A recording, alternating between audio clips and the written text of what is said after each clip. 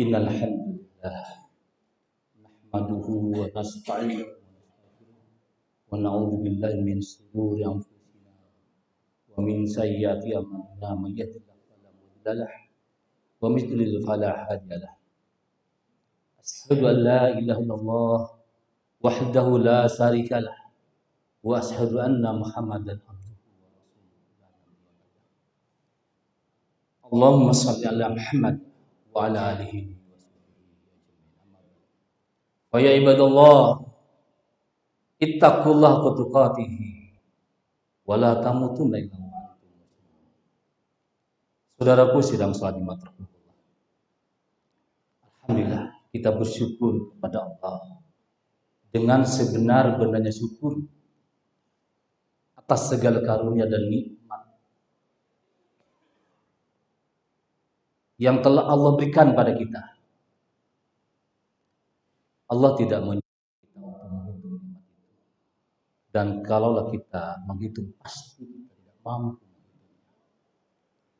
Allah menyuruh kepada kita untuk mensyukuri nikmat yang Allah berikan. Sekecil apapun nikmat yang Allah berikan, syukur. Allah berjanji, kalau kita bersyukur kepada Allah, maka Allah akan menambah nikmat tersebut.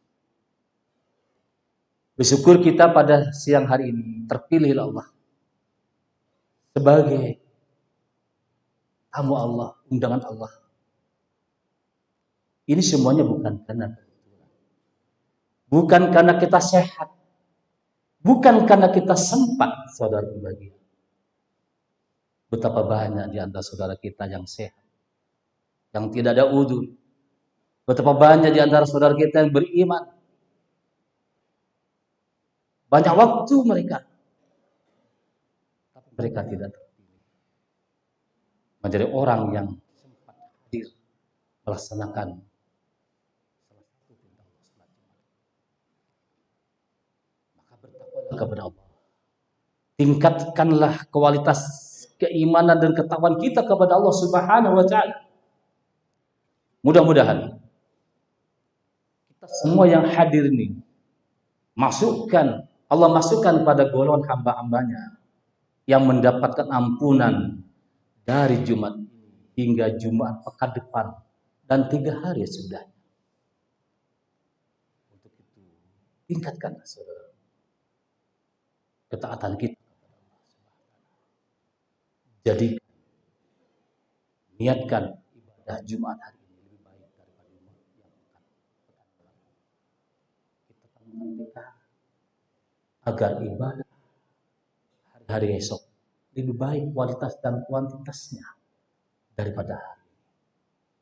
Saudaraku sidang salat Jumat rahmatullah, dalam sebuah hadis yang diriwayatkan oleh Imam Al-Hakim, sanad yang sahih. Suatu ketika, suatu hari Rasulullah SAW sedang berkumpul dengan para sahabat. Tiba-tiba Rasulullah SAW tertawa hingga sampai gigi depannya terlihat. Salah seorang sahabat yang ada pada saat itu, Umar bin Khattab, bertanya kepada Rasulullah, "Ya Rasulullah, apa yang membuat baginda tertawa hingga seperti itu?" Rasulullah SAW menjawab, "Baru saja saya dikasih tahu malaikat bahwa pada hari kiamat nanti ada 2 orang yang datang kepada Allah bersimpuh di hadapan Allah Subhanahu wa taala. Salah seorang di antaranya ia menuntut keadilan kepada Allah Subhanahu wa taala. Kata kepada Allah, "Ya Rabb, ambilkan kebaikan saudaraku yang sebelah kiri. Berikan kepadaku karena dia pernah mendolimi diri." Hadirin rahimakumullah. Allah berfirman, "Bagaimana mungkin saya mengambil kebaikan temanmu yang kau adukan kepadaku, sedangkan dia sedikit pun tidak punya kebaikan?" Masya Allah. Mudah-mudahan ini menjadi renungan bagi kita. Kata Allah, bagaimana mungkin saya mengambil kebaikan temanmu yang kau adukan kepada aku, sementara dia tidak punya kebaikan sedikit pun di dunia. Pada saat dunia ini, orang itu menyampaikan kembali tuntutannya kepada Allah. Kalau begitu, ya Allah, pikulkan dosaku kepada dia. Saudaraku sidang Fadimat rahimahullah. Pada saat itu Rasulullah dalam sebuah hadis tersebut terlihat beliau tidak mampu menahan air mata. Beliau dan beliau katakan pada saat itu ada yang sangat mencekam. Hampir semua manusia mempunyai keinginan agar dosa-dosanya dipikul oleh orang lain. Saudaraku sidang Fadimat, Rasulullah melanjutkan. Setelah itu Allah menyuruh kepada orang itu, coba angkat kepala. Begitu orang yang menuntut keadilan kepada Allah itu mengangkat kepala, dia mengatakan kepada Allah, ya Rabb, di depan sana saya melihat suatu istana yang sangat megah, yang sangat mewah, yang terbuat dari emas. Istana itu diperuntukkan untuk Nabi yang mana? Istana itu diperuntukkan untuk para mujahid yang mana? Ya Rabb, istana yang megah itu diperuntukkan untuk para siddiqin yang mana? Allah memberikan jawaban. Istana yang begitu indah diperuntukkan untuk orang-orang yang mampu membayar harganya.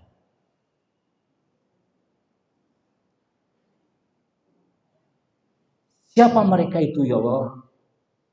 Kemudian Allah menyampaikan, engkau pun untuk membayar. Dengan cara apa ya Allah? Dengan cara engkau maafkan kamu yang kau adukan kepada aku. Ya Rabbi, saat ini aku cabut tuntutan. Aku maafkan dia ya Allah. Kalau begitu, gandeng tangannya, bawa dia ke surga bersama. Masya Allah, hadirin.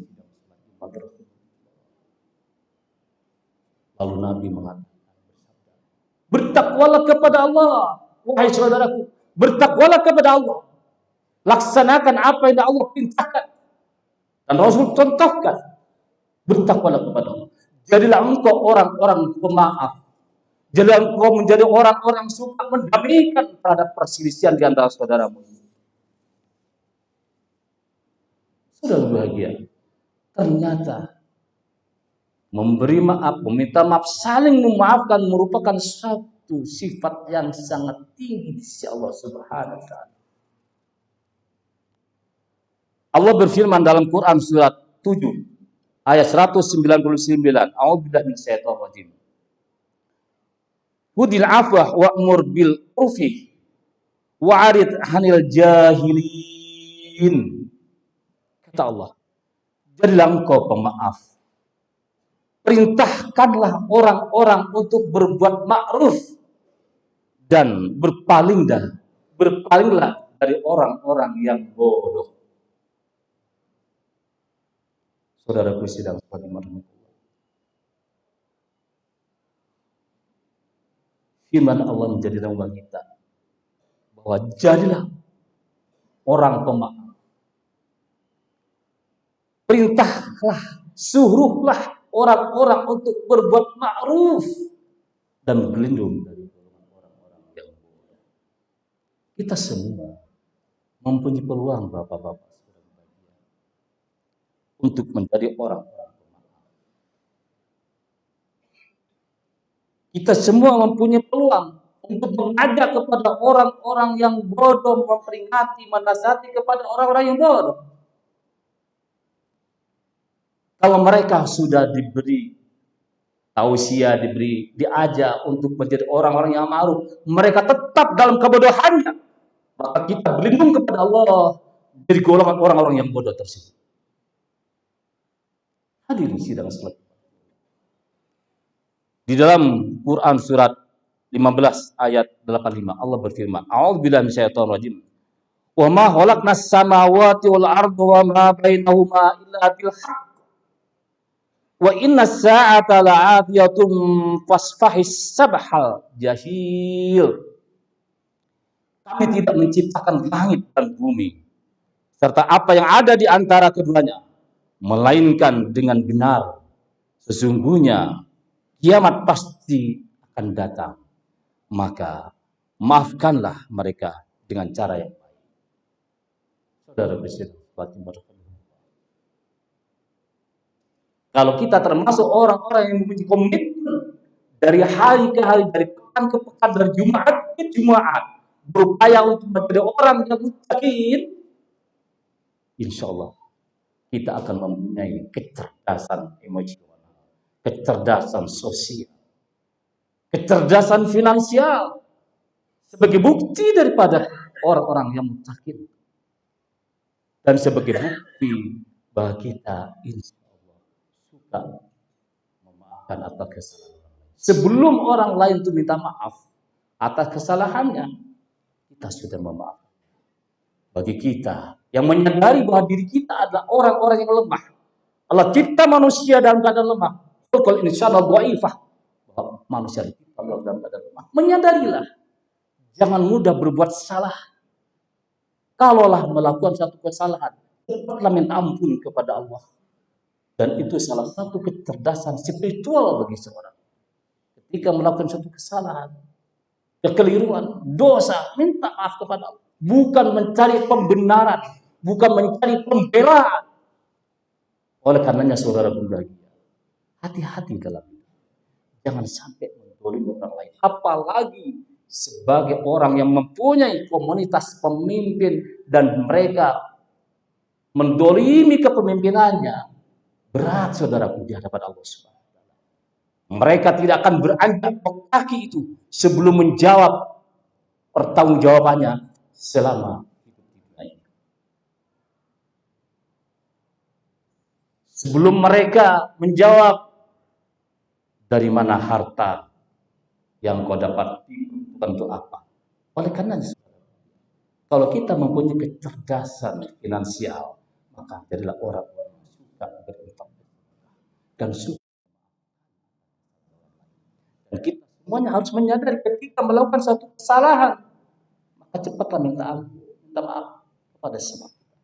Saudaraku, kalau kita punya salah, punya dosa kepada Allah, mudah Allah memaafkan, mengampuni. Ampunan Allah luas tak terbatas, saudaraku. Kalau kita betul-betul melakukan satu kesalahan, dosa kepada Allah, perbanyak istighfar, perbanyak infak, melakukan satu kebaikan, minta ampun kepada Allah, datang kepada Allah, itu pintu langit dan minta ampun kepada Allah. Insya Allah ampun.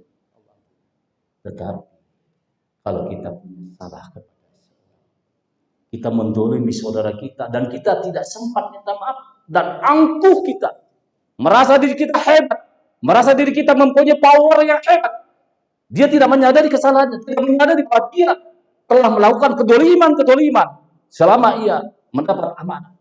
Berat saudara. Ini firman Allah. Firman Allah. Mudah-mudahan kisah cerita ini yang sahih hadis ini menjadi renungan bagi kita agar kita jangan sampai kita melakukan sesuatu perbuatan yang konyol, saudara. Marilah kita jangan malu minta maaf bila mana telah melakukan satu kesalahan kepada sesama manusia, dan Allah akan mengampuni kita. Mudah-mudahan kita orang-orang yang hanif di dalam hidup, yang senantiasa melakukan perintah-perintah Allah dan berupaya menjauhi segala larangannya dan berupaya pula mencontoh sunnah Nabi semaksimal mungkin dalam hidup dan kehidupan. Astagfirullah.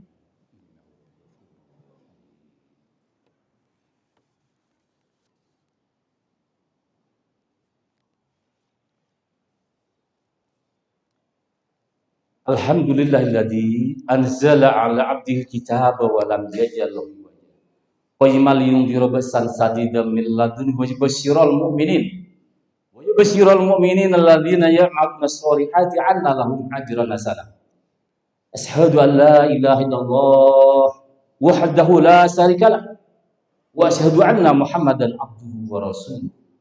Allahumma shalli ala Muhammad wa ala ali Muhammad kama shallaita ala Ibrahim wa ala ali Ibrahim fil alamin innaka Hamidum. Qala ta'ala fil Qur'anil Karim, a'udzu billahi minasyaitonir rajim. Ya ayyuhalladzina amanu taqullaha wal tandur nafsum ma qaddamat lighadin wattaqullah. Innallaha khabirum bima ta'malun.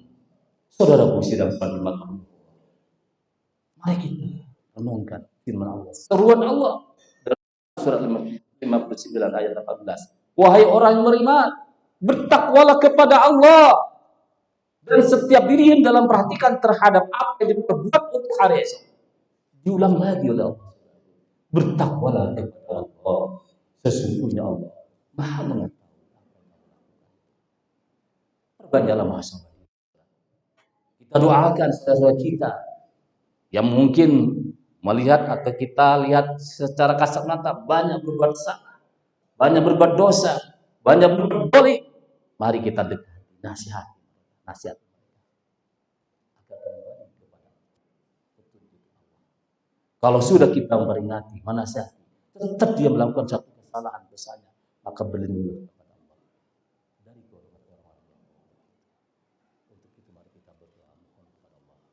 Mudah-mudahan Allah memberikan kesehatan kepada kita, kemampuan kepada kita untuk melakukan sesuatu yang benar-benar dan diperlihatkan oleh Allah, yang batil itu batil dan diberi kemampuan kepada kita untuk menjaganya.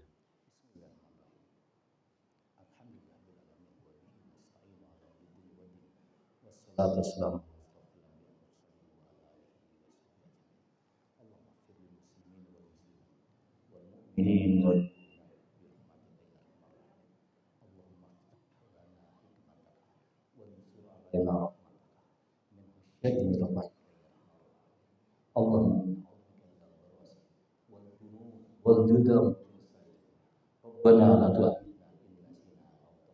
Rabbana wa la tahmil 'alaina isran kama hamaltahu 'alal ladzina min qablina. Rabbana wa la tuhammilna ma la taqata lana bih wa'fu 'anna waghfir lana warhamna anta maulana fansurna 'alal qaumil kafirin.